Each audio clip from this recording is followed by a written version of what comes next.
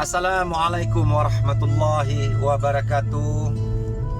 Para sahabat yang dikasihi dan cintai sekalian, alhamdulillah, segala pujian alam semesta ini hak mutlaknya Allah. Kita diberi masa dan dipertemukan pada hari ini, insyaallah. Allah itu Tuhan yang menciptakan alam semesta itu serta diri kita, yang dulu tidak pernah ada, kemudian diadakan Allah untuk menikmati akan hidup ini. Allah tuh menciptakan kita sangat suci. Kita ini dilahirkan di dunia sangat suci. Kemudian kitalah yang mencorakkan kesucian itu dari segi sudut pandang kita melihat ke dunia ini. Dan keinginan-keinginan itulah yang sedang bermain, yang membuatkan hati kita damai, bahagia, harmoni, ataupun di sebaliknya, derita, kecewa. Begitu. Jadi mari kita ambil contoh. Penderitaan itu terjadi asbab kita memilih dan berusaha ingin berjaya, akhirnya gagal. Maka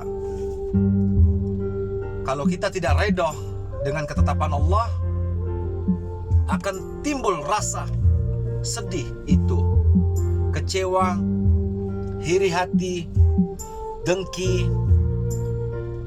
dendam kepada mereka yang lain di dalam kejayaan mereka itu. Disinilah jiwa itu bermain, rohani itu sedang bermain,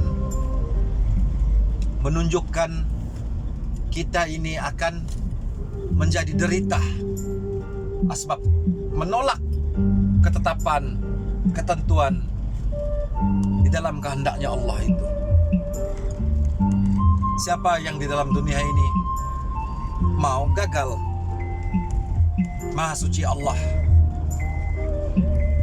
yang menetapkan segala takdir, qada dan qadar kita. Kalau kita mengambil pula contoh kedua, seseorang yang sedang memilih, akhirnya berusaha, kemudian berjaya. Kalau tidak mengenal Allah, maka dia pun mengklaim kehebatan-kehebatannya, kepujiannya, kebijaksanaannya, sekaligus membuatkan dirinya itu sombong, ego, riak, takbur.